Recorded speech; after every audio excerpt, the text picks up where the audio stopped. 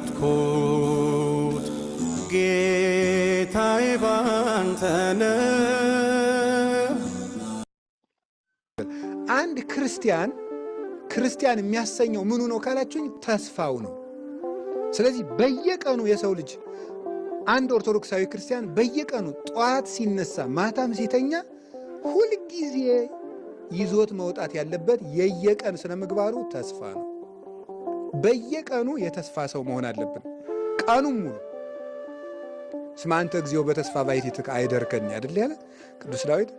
አቤቱ አንተ ባለኝታ አሳድረኸኛልና ብሏል። መዝሙር 5 ላይ መዝሙረ ዳዊት። ተስፋ የክርስቲያን ማደሪያው መዋያው ኑሮው ነው ተስፋ እና ተስፋ አንድ ስነ ምግባር ነው፣ የመንፈስ ፍሬ ነው። ልናፈራው የሚገባና በየቀኑ ሊኖረን የሚገባ ነው። ጠዋት ስንነሳ እንግዲህ ይሄን ትምህርት ሰምተን የለም ተምረናል። ጠዋት ስንነሳ ስለ ተስፋ አስበን እንወጣለን። ማታ ስንተኛ ስለ ተስፋ አስበን እንተኛለን። በተስፋ ደግሞ ተስፋን ማሰብ ብቻ ሳይሆን በተስፋ ምን ይበላችሁ ነው?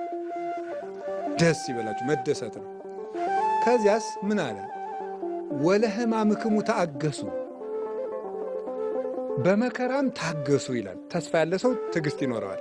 እናብራራዋለን። ለጸሎትክሙ ተጸመዱ፣ ለጸሎትም ትጉ ይላል።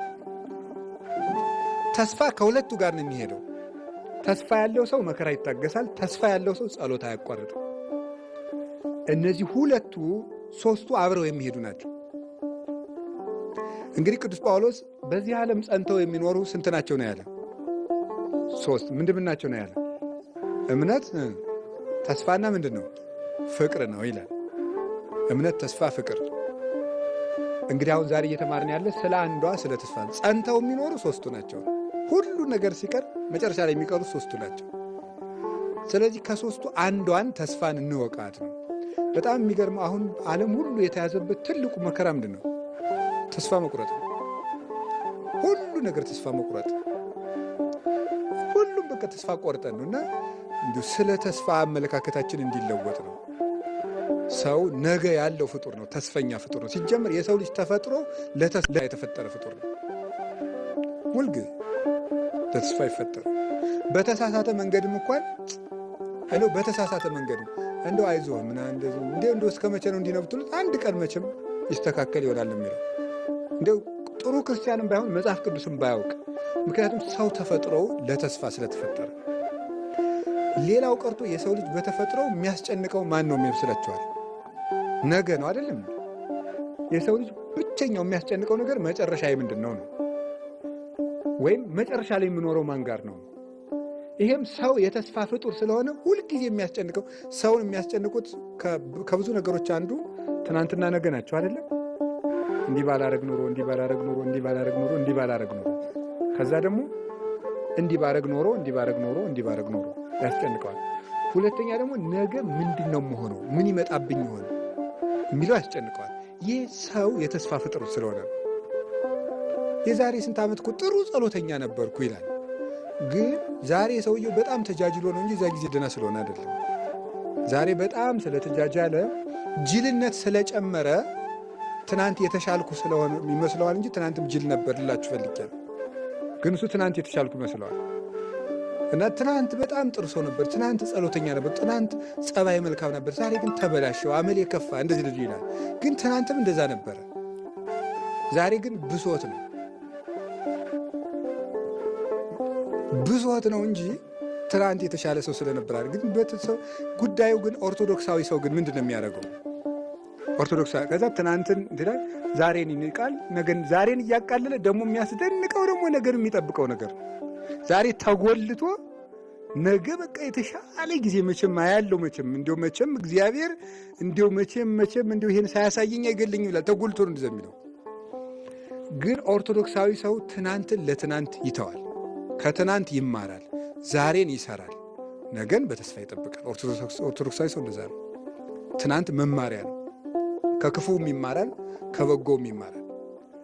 ዛሬን ደግሞ ይሰራበታል። የመዳን ቀን ዛሬ ስለሆነ ለነገ ደግሞ ተዘጋጅቶ ይጠብቃል። ተዘጋጅታችሁ ጠብቁኝ አይደል ያለ? ተዘጋጅታችሁ ኑሩ ስለተባለ ከትናንት ተምሮ በዛሬ ሰርቶ ለነገ ተዘጋጅቶ መኖር ኦርቶዶክሳዊነት መልክ ነው፣ የኦርቶዶክሳዊ መልኩ ነው። ተስፋ ነገ ነው ወይስ ዛሬ ነው? ለመሆኑ ተስፋ ምንድን ነው?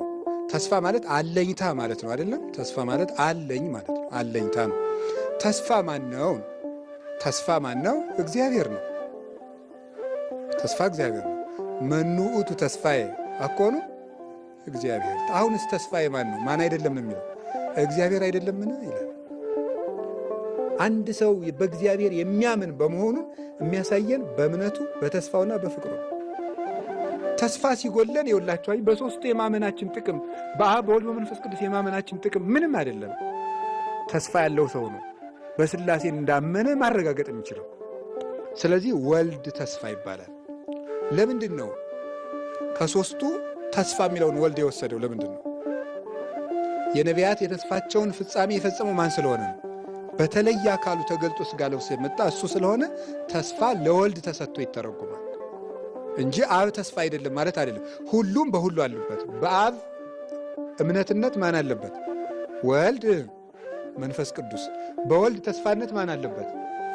አብ መንፈስ ቅዱስ። በመንፈስ ቅዱስ ፍቅርነት ማን አሉበት? አብ ወልድ። ሁሉም አሉበት።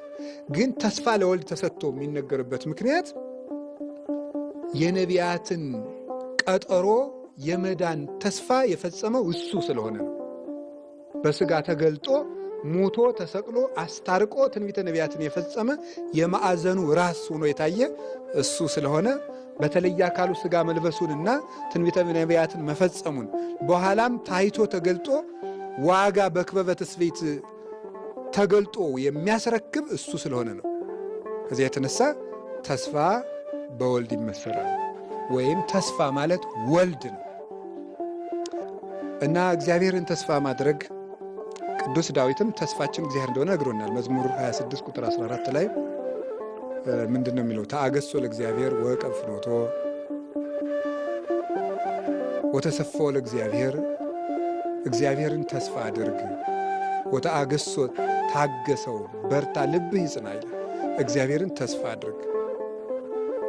ስለዚህ ተስፋችን እግዚአብሔር ነው። እንግዲህ በተስፋ ደስ ይበላችሁ ማለት ምን ማለት ነው? ተርጉሙት። በማን ደስ ይበላችሁ ማለት ነው? በጌታችን በኢየሱስ ክርስቶስ ምን ይበላችሁ ማለት ነው? ደስ ይበላችሁ ነው። ፊልጵስዩስ ምዕራፍ 4 ቁጥር 4 ላይ ይህንን ገለጸው። ምን ብሎ? እብለክሙ ተፈስሑ ዘልፈ በክርስቶስ፣ ደግሜ እላችኋለሁ በክርስቶስ ደስ ይበላችሁ ብሎ ተናገረ። በተስፋ መደሰት ማለት ምን ማለት ነው? ወይም በክርስቶስ መደሰት ወይም ተስፋን አድርጎ መደሰት ማለት ምን ማለት ነው?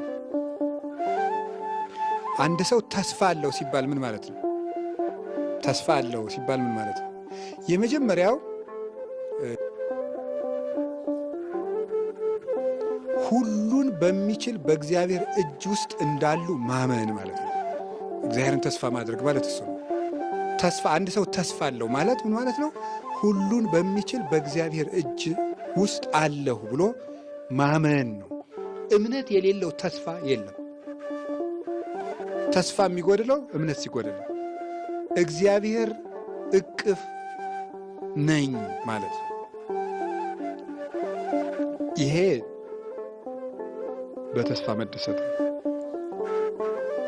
በእግዚአብሔር እጅ ነኝ ማለት ከእግዚአብሔር ጋር እኖራለሁ ብሎ እግዚአብሔር አብሮኛል፣ እሱ ይጠብቀኛል፣ እሱ እጅ ላይ ነኝ ብሎ ማመን። ሁሉን በሚችል በእግዚአብሔር ካህሊነት ላይ መውደቅ ነው፣ ራስን መጣል።